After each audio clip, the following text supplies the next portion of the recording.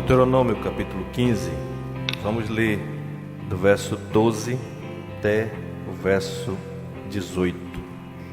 Quando um de teus irmãos, hebreu ou hebreia, te for vendido, 6 anos servir-te-á, mas no 7º o despedirás forro. E quando de ti o despedires forro, não o deixarás ir vazio. Liberalmente lhe fornecerás do teu rebanho, da tua eira e do teu lagar, daquilo com que o Senhor teu Deus te houver abençoado, lhe darás.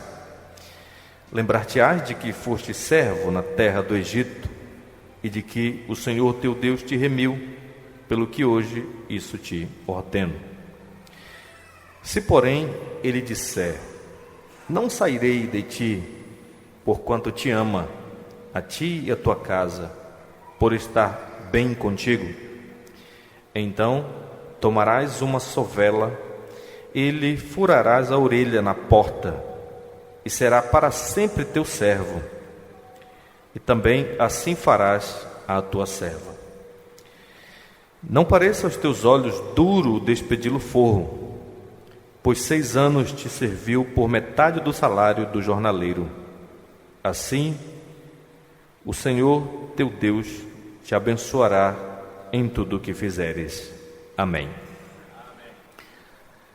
Irmãos, uma das palavras que são mais faladas em nossos dias é a palavra liberdade. Em todos os lugares se fala sobre liberdade. Liberdade econômica, liberdade religiosa, liberdade sexual, liberdade ideológica. A palavra de Deus também nos fala sobre liberdade.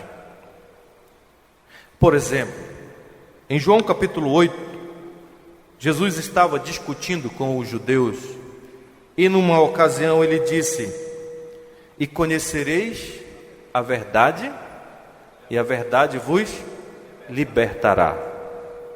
Quando Jesus falou esse versículo, os judeus ficaram chateados com ele. E eles disseram: o que você quer dizer com isso? Você está dizendo que nós somos escravos?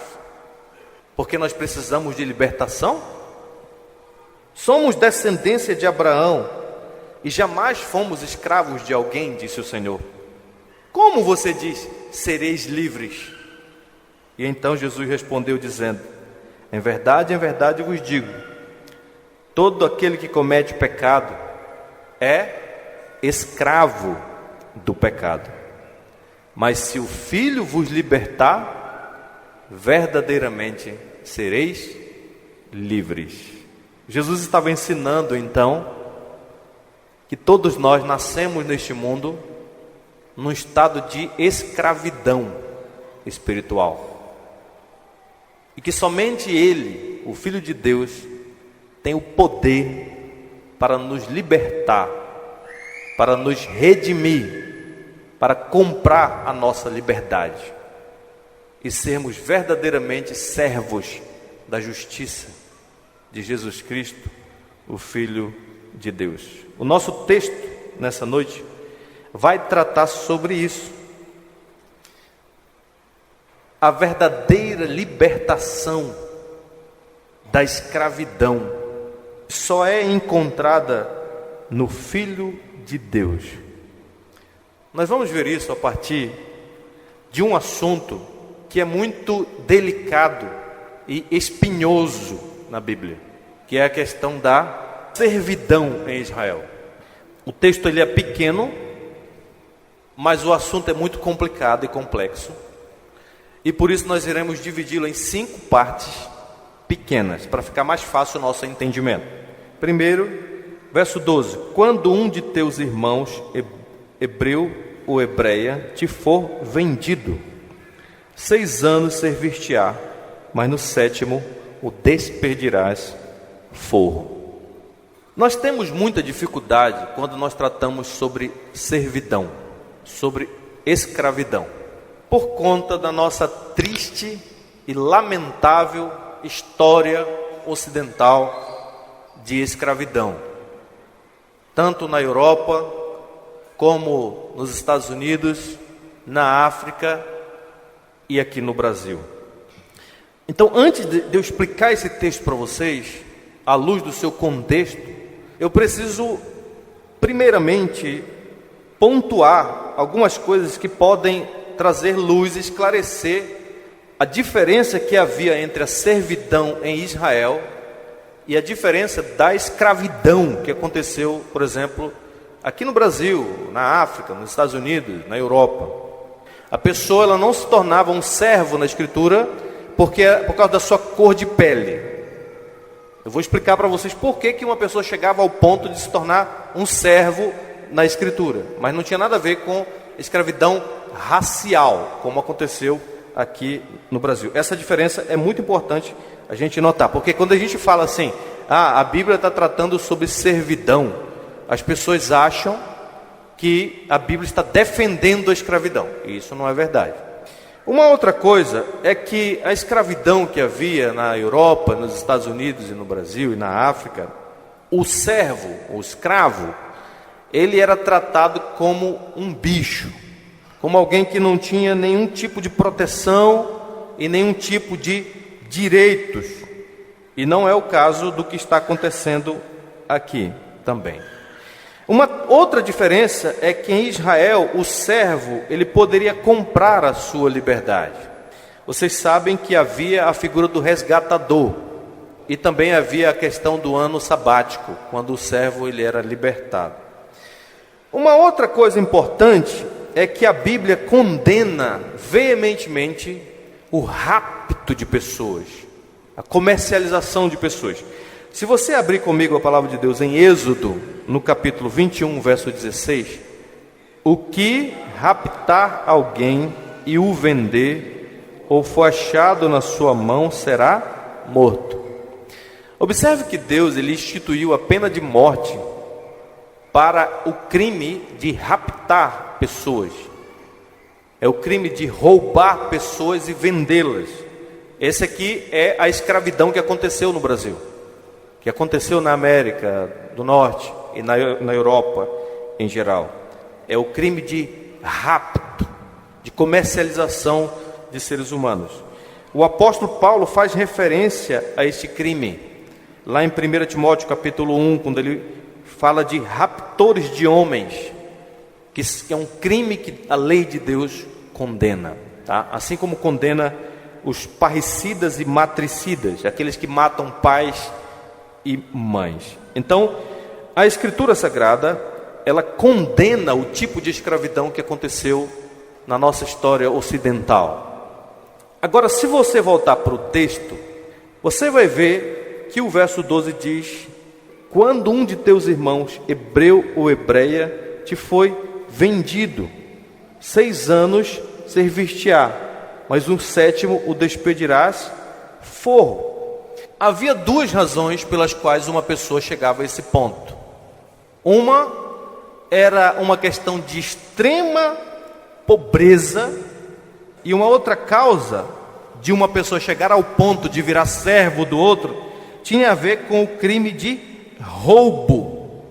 No primeiro caso, a pessoa se vende para ter como viver, para ter como sobreviver, para ter as provisões necessárias para a sua subsistência. Um lugar para morar, alimentação e alguma renda básica. No caso de roubo, a corte judicial está vendendo o indivíduo para que ele preste serviço para alguém e assim ele adquira dinheiro para quitar o débito que ele havia adquirido. Eu vou ler um versículo para vocês em Levíticos capítulo 25, verso 39, que diz assim: também, se teu irmão empobrecer, estando ele contigo, e vender-se a ti, não o farás servir como escravo.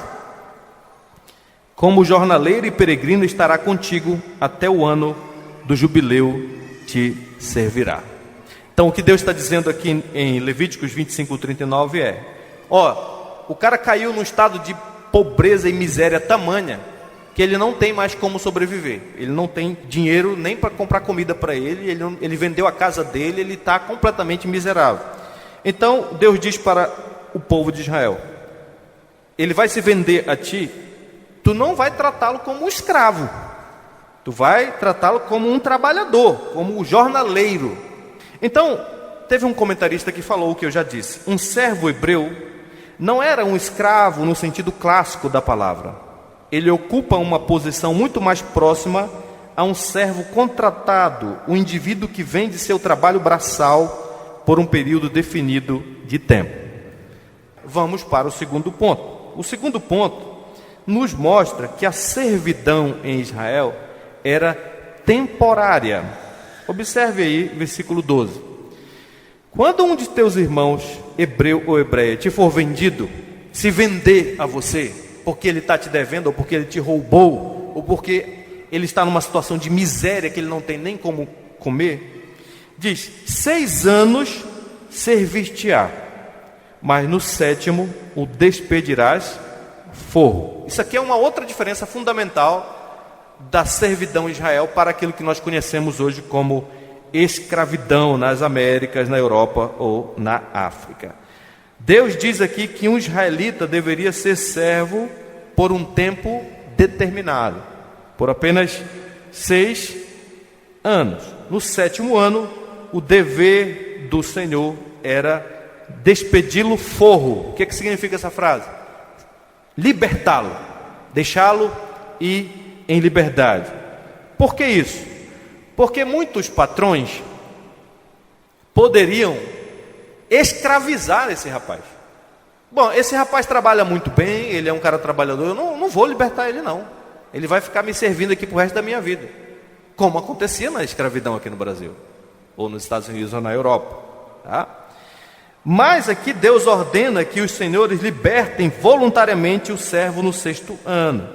Então, em Israel, a servidão ela era temporária, tá? É por isso que havia o ano do jubileu, como eu já falei para vocês. O que era o ano do jubileu? O ano do jubileu era o ano em que todas as dívidas eram perdoadas e todos os servos eram libertados. Levítico 25, verso 10 diz assim: santificareis o ano 50º e proclamareis liberdade na terra a todos os seus moradores. Ano de jubileu vos será, e tornareis cada um a sua possessão e cada um a sua família. Então, o segundo ponto diz o quê? Que a servidão em Israel, diferentemente do que aconteceu na nossa história aqui, ela era temporária. E isso nos leva ao terceiro ponto, que o propósito dessa servidão não era maltratar o servo, mas era levá-lo à liberdade responsável, digamos assim. Se não, olhe comigo o verso 13 e 14, o que diz? Vamos ler juntos. E quando de ti o despedires forro, não o deixarás ir vazio.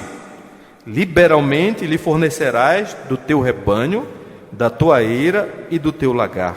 Daquilo com que o Senhor teu Deus te houver abençoado, lhe darás. Eu acho muito interessante esse terceiro ponto. Lembra que ele está como servo por causa do seu pecado de roubo. E agora que ele cumpriu o tempo da sua servidão, ele conseguiu quitar a dívida com a pessoa a quem ele estava servindo, chegou o 7º ano. Ele vai ser libertado, ele vai forro, ele vai ficar livre. Sabe o que Deus diz para o patrão? Você não vai mandar ele de mão vazia para casa não, viu? Você vai pegar as bênçãos que Deus deu a você, inclusive por causa do trabalho dele, e vai dar uma parte para ele. Você vai passar a ele parte da bênção que eu estou te dando. Por que Deus ordenou isso, irmãos?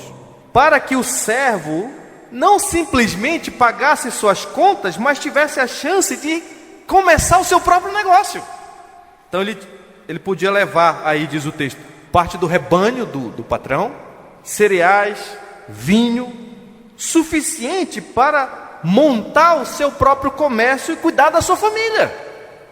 Então o servo que entrou lá 6 anos atrás, devendo uma enorme dívida, agora sai com a dívida paga e uma parte da riqueza do patrão. Ele tem a chance então de recomeçar. Como alguém falou, ao invés de serem condenados a uma vida de pobreza perpétua, esses indivíduos tinham a chance de melhorar a sua situação e mudar de vida através do convívio com famílias estruturadas que pudessem ensinar a eles uma boa profissão e montar seus próprios negócios. Então a gente começa a ver que essa ideia de servidão na Bíblia não era algo tão horroroso como a nossa mente imagina, a escravidão aqui no Brasil, ou nos Estados Unidos, ou na Europa. Tinha muito mais a ver com uma questão de relação trabalhista mesmo.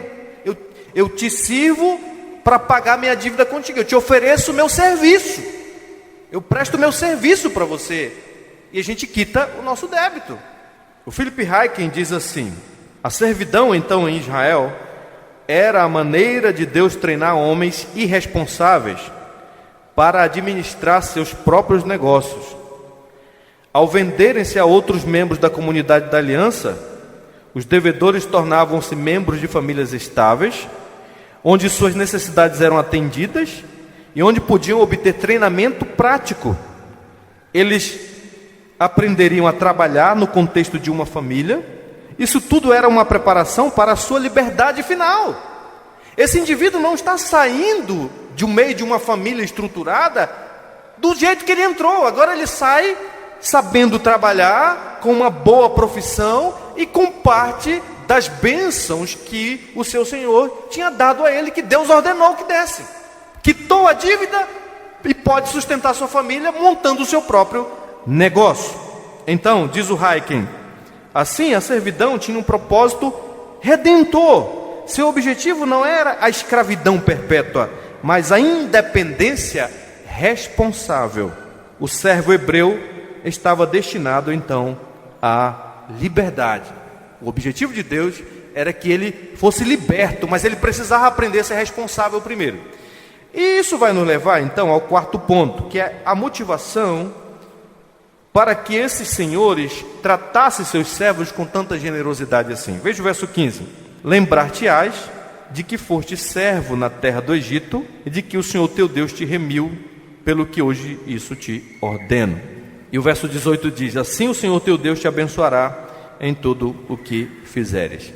Então nós temos aqui duas motivações para que os patrões tratassem seus empregados com generosidade. A primeira delas era a própria experiência de escravidão que Israel tinha passado. Tu te lembras, Israel, que tu também já foste escravo, que tu viveu uma experiência de escravidão, e escravidão mesmo, nas mãos de Faraó. Por isso, quando Deus vai dar os 10 mandamentos, ele inicia dizendo o quê? Eu sou o Senhor teu Deus, que te tirei da terra do Egito, da casa da servidão, da escravidão. Vocês eram escravos, e eu bondosamente, amorosamente fui lá e libertei vocês. E quando eu libertei vocês, eu não deixei vocês saírem de mãos vazias. Lá em Êxodo capítulo 12, verso 35 e 36, diz: fizeram, pois, os filhos de Israel conforme a palavra de Moisés, e pediram aos egípcios objetos de prata e objetos de ouro e roupas. E o Senhor fez que seu povo encontrasse favor da parte dos egípcios, de maneira que estes lhe davam o que pediam, e despojaram os egípcios. Quando Israel saiu da escravidão, eles saíram cheios de riquezas, porque o Senhor moveu o coração dos egípcios a darem a eles isso. Agora Deus diz: portanto, você vai se lembrar de que quando eu te libertei, eu te enriqueci. Você vai fazer da mesma forma com o servo. Você vai fazê-lo também bem de vida, fazer com que ele prospere, com que ele cresça, com que ele comece o negócio dele. E a segunda razão era a bênção de Deus sobre aqueles que são generosos, no verso 18, conforme eu já falei. E isso nos leva então ao último ponto, ao último princípio do nosso texto, que é o princípio da escravidão perpétua. O que é isso? Olha o verso 16: se porém ele te disser, o servo, não sairei de ti, porquanto te ama, a ti e a tua casa, por estar bem contigo, Então tomarás uma sovela e lhe furarás a orelha na porta, e será para sempre teu servo, e também assim fará a tua serva. Esses últimos versículos, eles tratam de algo que para nós é impensável, né? O servo foi bem tratado, se sentiu tão bem na casa do seu senhor, gostava tanto da maneira com que o Senhor o tratou, da maneira como a família o tratou, que ele não queria ir embora. Mas ele chegou à conclusão então que o seu verdadeiro lugar de liberdade era a casa do seu Senhor. Por isso, quando chega o 7º ano, o ano dele estar livre, o ano dele voltar para casa, o ano dele recomeçar a sua vida, ele chama o seu patrão e diz assim: meu mestre, eu amo você, amo sua esposa, amo seus filhos, amo sua casa, eu sou bem tratado, eu sou amado por todos aqui. Para onde eu vou? Aqui é o meu lugar, eu quero ficar com vocês para sempre. Para que isso fosse possível, tinha que haver uma cerimônia pública. Era a cerimônia da orelha furada. Tomarás uma sovela e lhe furarás a orelha na porta, e será para sempre teu servo, e também assim farás a tua serva. Aqui o texto não fala, mas lá em Êxodo 21, verso 6 fala que ele tinha que ir diante dos juízes e fazer essa declaração pública perante os juízes. Por que isso era importante? Para que os juízes tomassem ciência de que esse servo não estava ficando por alguma ameaça do seu senhor, mas que ele estava ficando o quê? Voluntariamente. E então ele chegava lá perante o juiz e dizia assim: olha, amo meu senhor, amo sua família, quero ficar com eles para sempre. Depois que o servo fazia essa declaração, todo mundo ia lá para o batente da casa, tá? E ali o senhor dele pegava um objeto pontiagudo e furava a sua orelha na porta da casa. Agora ele é um servo de orelha furada. Por que a orelha, irmãos? Porque a orelha é a parte mais importante do corpo de um servo. Para ele obedecer, ele precisa primeiro ouvir o que o seu senhor tem a dizer. Então, furar a orelha na porta significa que ele estava publicamente se comprometendo em amar, obedecer e ouvir as instruções do seu Senhor para sempre.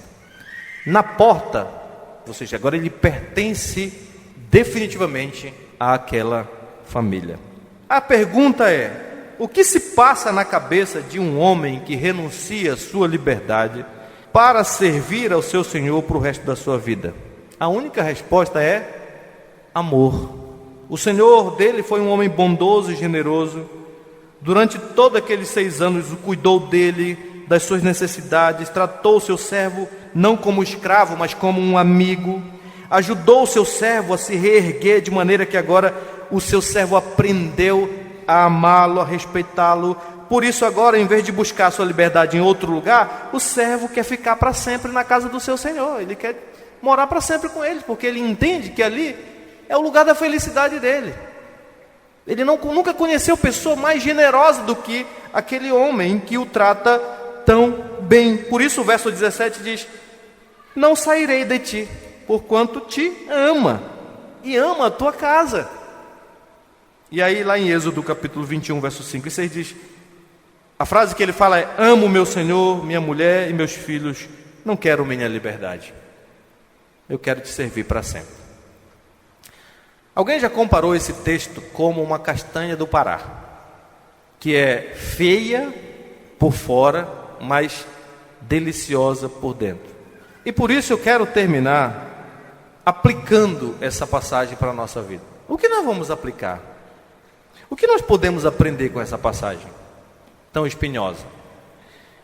Em primeiro lugar, nós aprendemos aqui um princípio da maneira como os empregadores devem tratar seus empregados. Primeira lição que a gente aprende aqui. Biblicamente falando, meus irmãos, empregadores não devem explorar seus empregados, nem ameaçar seus empregados, nem ser injustos em seus salários com eles. Empregadores devem procurar promover o bem-estar de seus empregados e devem até mesmo ajudá-los a progredir em suas carreiras para que sejam pessoas prósperas e independentes. Você que é um irmão ou uma irmã que tem os seus empregados, os seus trabalhadores, seus colaboradores, são palavras diferentes que significam a mesma coisa. Só que com o tempo o pessoal vai sofisticando as palavras, né? Mas significa a mesma coisa. Será que algum dia o teu colaborador poderá dizer isso que se diz acerca deste Senhor aqui? Amo o meu Senhor, não quero deixá-lo. Você tem sido bondoso, compassivo, generoso com aqueles que estão fazendo o serviço que você designou? Pensem nisso. Esse texto está nos ensinando que os patrões precisam ser generosos, misericordiosos, bondosos e tratar bem aqueles que os servem. Segundo, aqui aprendemos, mais uma vez, como aprendemos no domingo passado, o princípio da generosidade de todo o povo de Deus. O povo de Deus é chamado na Bíblia a exercitar a generosidade, a socorrer os que sofrem, a ajudar os pobres. E quando de ti o despedires, forro, não o deixarás ir vazio. Liberalmente lhe fornecerás do teu rebanho, da tua eira e do teu gado. Daquilo com que o Senhor teu Deus te houver abençoado, lhe darás. Os patrões não deveriam despedir os seus servos de mãos vazias, mas deveriam partilhar com eles seus bens, para que estes pudessem recomeçar suas vidas, livres de dívidas e sem passar necessidade. Esse é um princípio que aparece em toda a Escritura e é ordenado a todos os crentes. Deus ordena que aqueles que foram abençoados por Ele abençoem os que estão passando alguma necessidade.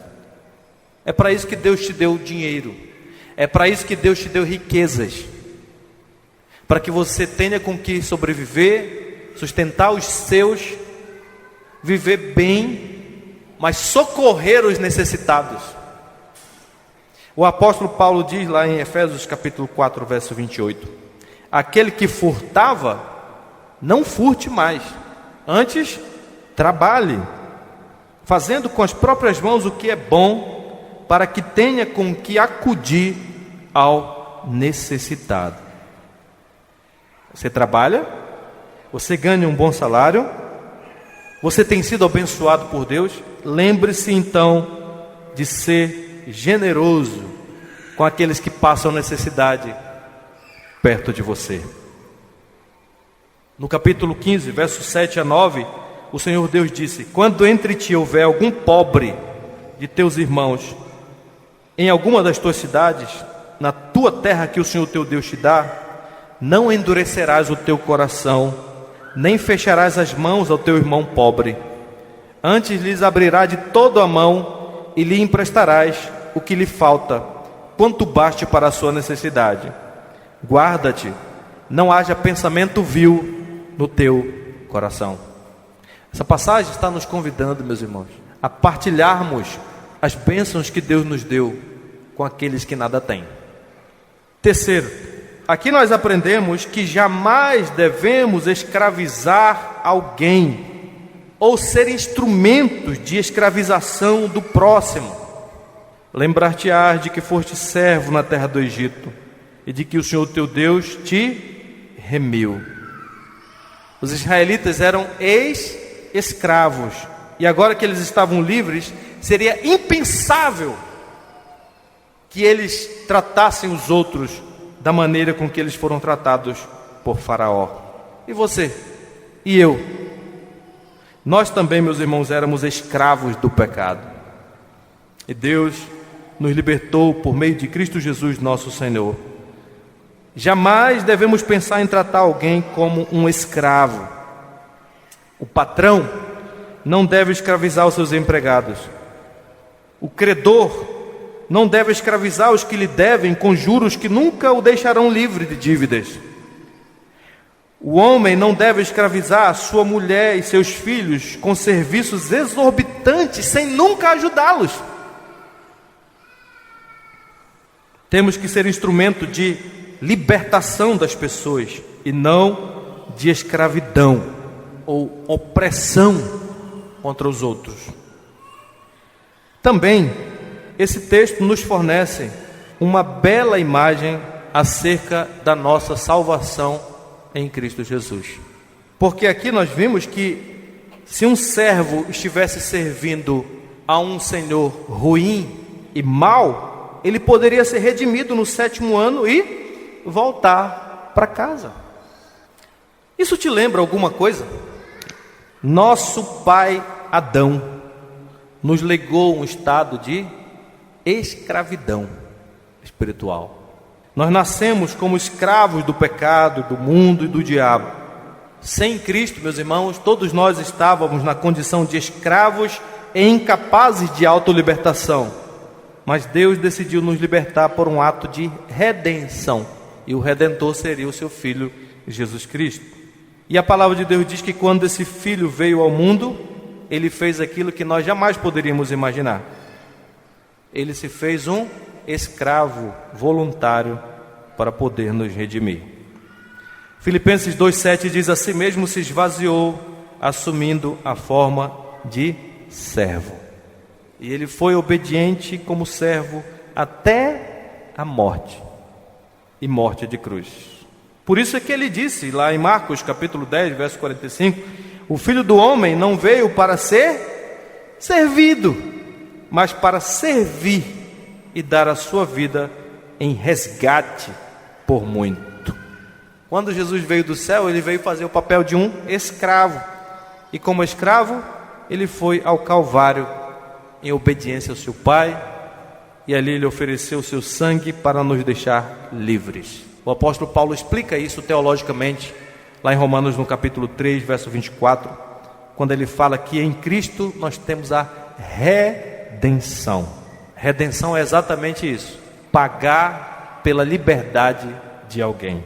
Ele nos resgatou da nossa escravidão derramando o seu próprio sangue. Então em Cristo nós estamos livres da tirania do pecado, do mundo e do diabo, e nós podemos voltar ao nosso verdadeiro lar. Como Paulo fala em Romanos 6, nós somos livres do pecado e nós nos tornamos escravos, servos da justiça, por meio de Cristo Jesus, o nosso Senhor. E por fim, meus irmãos, a última lição que nós aprendemos aqui nesse texto é que a nossa verdadeira liberdade está em servir ao nosso Senhor e não a nós mesmos.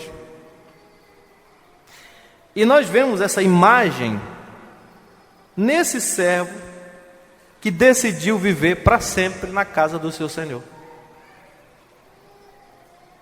Tente visualizar esta cena desse servo indo até os juízes da cidade e dizendo: amo o meu Senhor, amo minha esposa, não quero ficar livre, eu quero te servir para sempre.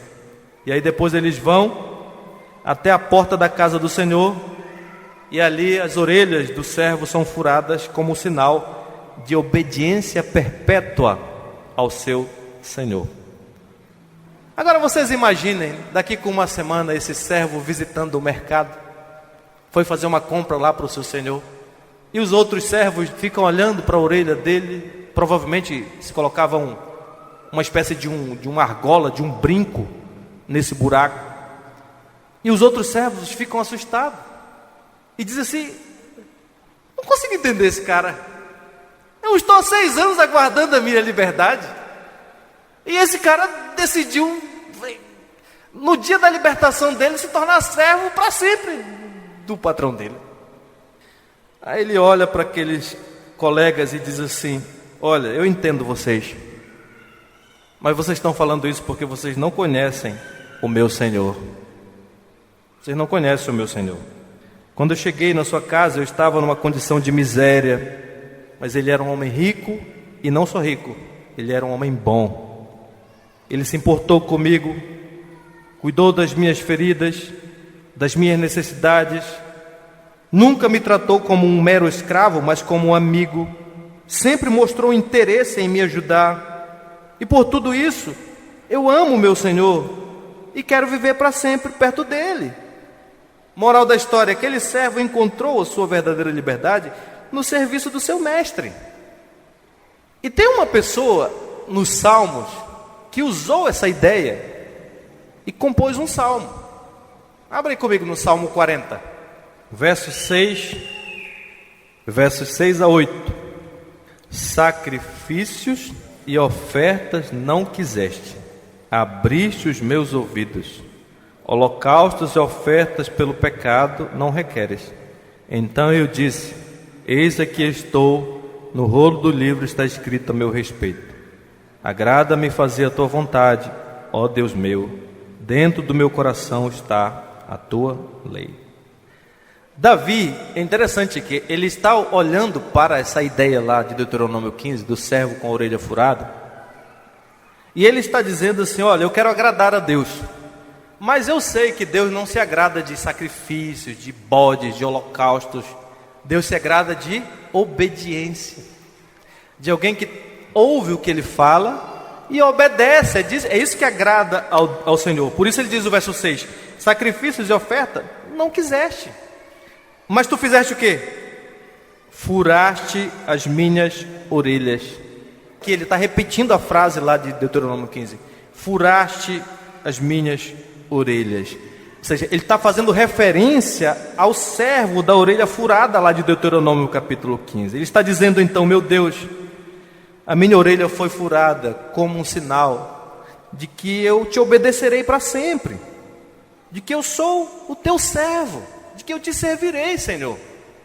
Eu sou um servo de orelha furada e todos vão me conhecer assim. Você é um servo de orelha furada. Mas é interessante porque essas palavras do Salmo 40, elas são aplicadas a outra pessoa na Bíblia, a Cristo. Lá em Hebreus, no capítulo 10, verso 4 a 10, o autor de Hebreus fala que essa pessoa que diz assim: no rolo do livro está escrito a meu respeito, citando o Salmo 40, é Cristo. Que quando nasceu no mundo, disse: Pai, tu não te agrada de holocaustos e sacrifícios, por isso tu me formaste um corpo, para que eu pudesse derramar meu sangue. Ou seja, essas palavras do Salmo 40 são, na verdade, as palavras do verdadeiro servo de orelha furada, aquele que veio aqui na terra para fazer toda a vontade do seu Senhor, do seu Pai. Quem é esse servo? Esse servo é Jesus Cristo, nosso Senhor. Por isso ele, como servo sofredor, meus irmãos, ele foi vendido por 30 moedas de prata como um escravo. E depois ele foi levado voluntariamente aos juízes de Israel, diante de quem, como Paulo diz, ele fez a boa confissão: por amor ao meu Senhor serei obediente até a morte, e morte de cruz. E por amor à minha noiva derramarei meu sangue. Não quero ficar livre, para que ela seja livre. Depois ele foi até o madeiro do Calvário, e ali suas preciosas mãos foram perfuradas, e os seus pés foram rasgados também. O nosso Senhor se fez servo para nos servir. E o seu maior serviço foi a cruz, foi o Calvário, que se tornou a porta que nos faz filhos de Deus. Queridos, se no Antigo Testamento um servo amava o seu Senhor simplesmente porque esse Senhor cuidou dele bem e o tratou como amigo, o que se espera de nós, cujo Senhor derramou seu sangue para nos redimir, para nos libertar? Queridos, o que se espera de nós é que nos entreguemos totalmente ao seu serviço, que ouçamos sua voz todos os dias da nossa vida e que declaremos publicamente a todos: amo o meu Senhor, amo o Filho de Deus que me salvou.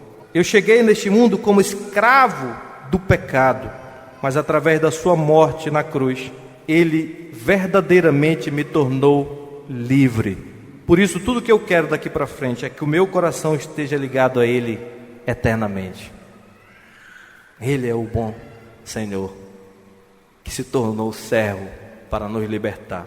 E se nessa noite você está aqui como escravo do pecado, você precisa se lembrar das palavras de nosso Senhor Jesus Cristo. Todo aquele que comete pecado é escravo do pecado. Mas se o Filho vos libertar, verdadeiramente sereis livres. Que Deus nos abençoe, meus irmãos. Amém.